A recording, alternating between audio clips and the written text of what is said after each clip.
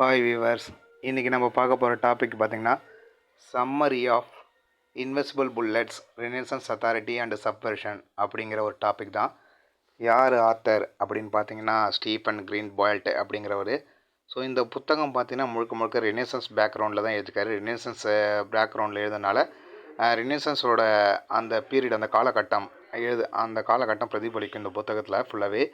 So இதில் first ரெனசன்ஸ் authority அப்படிங்கிற விஷயம் என்னென்னு பார்க்கலாம். அத்தாரிட்டினா என்ன அப்படின்னு கேட்டிங்கன்னா, ஹையர் பவரில் இருக்கவங்க தான்.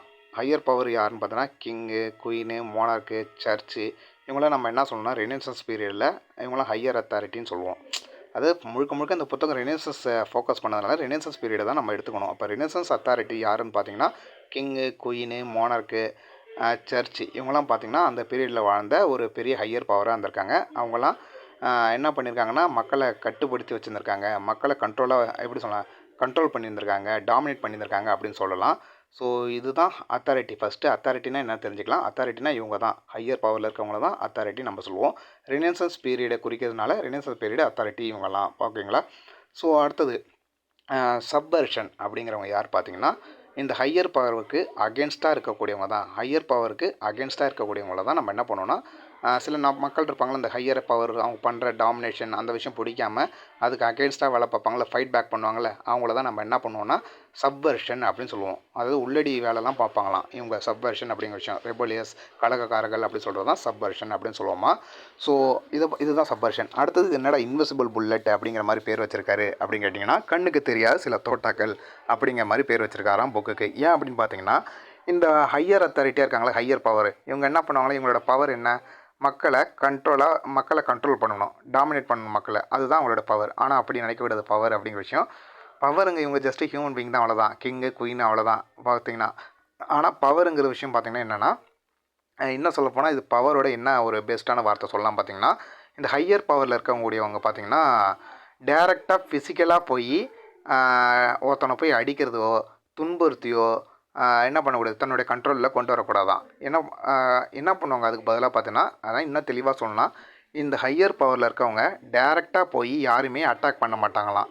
யார் மக்களை எதுக்காகனா தன்னுடைய கட்டுப்பாட்டில் இருக்கணும் அப்படிங்கிற மாதிரி யாருமே டேரெக்டாக ஃபிசிக்கலாக வயலன்ஸ் பண்ணி அவங்களுக்கு தன்னுடைய கண்ட்ரோலில் கொண்டு வரணும் அப்படின்னு நினைக்க மாட்டாங்களாம். அதுக்கு பதிலாக என்ன பண்ணுவாங்கன்னா, கண்ணுக்கு தெரியாத சில விஷயங்களை, சில பவரை பயன்படுத்தி என்ன பண்ணுவாங்கன்னா மக்களை தங்களுடைய கட்டுப்பாட்டுக்கு கொண்டு வருவாங்களாம். அது என்ன கண்ணுக்கு தெரியாத பவர் அப்படின்னு பார்த்தீங்கன்னா, இந்த சர்ச் எடுத்திங்கன்னா மேஜர் ரோல் பார்க்குது. சர்ச் என்ன பண்ணும், கடவுள் நம்பிக்கையை வெளிப்படுத்தும். அந்த கடவுள் நம்பிக்கையை வெளிப்படுத்திட்டாலே மக்கள் என்ன பண்ணுவாங்கன்னா பயங்கரமாக அந்த நம்பிக்கையை ஃபாலோ பண்ண ஆரம்பிச்சிருவாங்க. எல்லாத்துக்கும் ஒரு நம்பிக்கை இருக்குல்ல நமக்கு.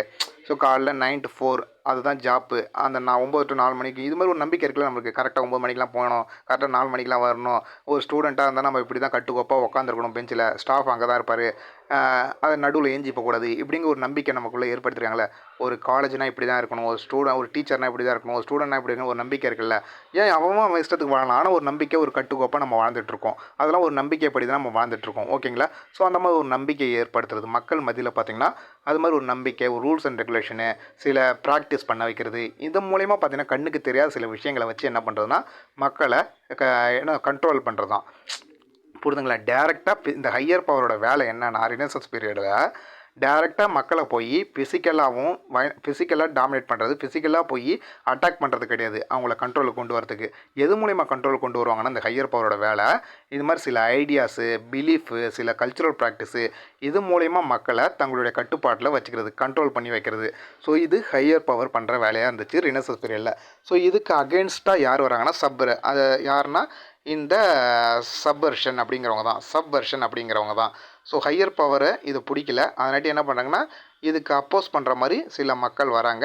அவங்கள பார்த்திங்கன்னா எப்படின்னா அவங்களும் எப்படி ஹையர் அஃபிஷியல் எப்படி இன்வெசிபிள்னால் கண்ணுக்கு தெரியாத மறைமுகமாக பார்த்திங்கன்னா மக்களை கட்டுப்படுத்தி வைக்கிறாங்க, கண்ட்ரோல் பண்ணி வைக்கிறாங்கன்னா ஐடியா, இந்த பிலீஃப் மூலிமா கட்டுப்படுத்தி வைக்கிறாங்கள்ல.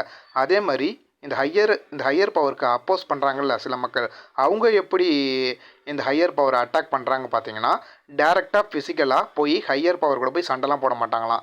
ஹையர் பவர் நீ பண்ணுறது தப்பு, நீ பண்ணுறது சரியில்லை, உன்னை நான் குத்த போகிறேன், கத்தியால் வெட்ட போகிறேன் அப்படின்னு சொல்லிட்டு இந்த அத்தாரிட்டியாக இருக்கிறவங்கள்ட்ட போய் டேரெக்டாக சண்டை போட மாட்டாங்களாம். அவங்க எப்படி சண்டை போடுவாங்க பார்த்தீங்கன்னா, எப்படி எதிர்ப்பாங்கன்னு பார்த்தீங்கன்னா, தன்னுடைய புக்ஸு, ஸ்டோரிஸ்லாம் இருக்குது பார்த்திங்களா, அவங்களும் மறைமுகமாக தான் எதிர்ப்பாங்களாம். மறைமுகமாக தான் இந்த ஹையர் பவரில் இருக்கிறவங்கள எதிர்ப்பாங்களாம். புத்தகம் எழுதுறாங்கன்னு வச்சுக்கலாம். அந்த புத்தகத்து மூலிமா பார்த்தீங்கன்னா என்ன பண்ணுவாங்கன்னா, ஒரு வில்லன் கேரக்டர், ஒரு ஹீரோ கேரக்டர் உருவாக்கி, அந்த காலகட்டத்தில அந்த டைமில வாழ்ற அந்த கிங்க பத்தியும், ஆ அந்த காலகட்டத்தில அந்த வாழ்ந்திருப்பார்ல கிங்கு, அவருக்காக ஒரு கேரக்டர் உருவாக்கி, அதுக்கு அகென்ஸ்ட்டா இருக்கக்கூடிய ஒரு கேரக்டர் உருவாக்கி, அந்த கிங்க அட்டாக் பண்ற மாரி சில வார்த்தைகள பயன்படுத்துறது. ஸோ அப்ப என்னது மறைமுகமா அட்டாக் பண்றது தான் இது மாரி சப்வர்ஷன் பீப்பிளும் பண்றாங்க. ஸோ இதுக்கு பேரு தான் இன்விசிபிள் புல்லட்ஸ் அப்படின்னு சொல்றது. கண்ணுக்கு தெரியாத சில மறைமுகமான விஷயங்கள வச்சு அட்டாக் பண்றது தான். யாருன்னா 2 பேருமே செய்றாங்க. யாருன்னா ஹையர் பவர்ல இருக்கவங்களும் செய்றாங்க. ஸோ அந்த ரினசான்ஸ் பீரியட்ல வாழ்ந்த அந்த லிட்ரேச்சர் ஒர்க்லாம் எழுதுறாங்கல்ல, அவங்களும் அந்த வேலைய செஞ்சிருக்காங்க அப்படின்னு கூட சொல்லலாம் நம்ப. ஸோ உதாரணத்துக்கு இது எப்படி தெரிஞ்சுக்கலாம்னா, லிட்ரேச்சர் மூலியமா நம்ம தெரிஞ்சுக்கலாம். இலக்கியத்தின் மூலமா தெரிஞ்சுக்கலாம். எப்படின்னா, இப்ப ஷேக்ஸ்பியர் ஒர்க்ஸ் நம்ம படிக்கும்போது என்னன்னா, டெம்பஸ்ட்டுங்கிற ஒரு ஒர்க் இருக்கு. அந்த ஒர்க்ல பார்த்தீங்கன்னா, ப்ராஸ்பரோ அண்ட் கேலிபன் அப்படிங்கிற விஷயம் தெரியும். ஓகேங்களா? ப்ராஸ்பரோ என்ன பண்ணுவார்னா, மேஜிக்கல் பவரை பயன்படுத்தி ஒரு ஐலாண்டை என்ன பண்ணுவார்னா, தான் வசம் படுத்திப்பார். அதில் இருக்க மக்கள்லாம் தான் விரும்பியபடி வேலை செய்யணும்னு நினைப்பாரு. ஆனால் இதை கேலிபன் அப்படிங்கிற ஒருத்தன் என்ன பண்ணா, இவன் தான் சப்வர்ஷன். சப்வர்ஷன் உங்களுக்கு புரியுதா? சப்வர்ஷன் யார்? அந்த ஹையர் பவர். ப்ராஸ்பரோ ஹையர் பவராக இருக்கான். கேலிபனுங்கிறவன் சப்வர்ஷன். அவனுக்கு ஆப்போசிட்டாக இருக்கான் கேலிபன்.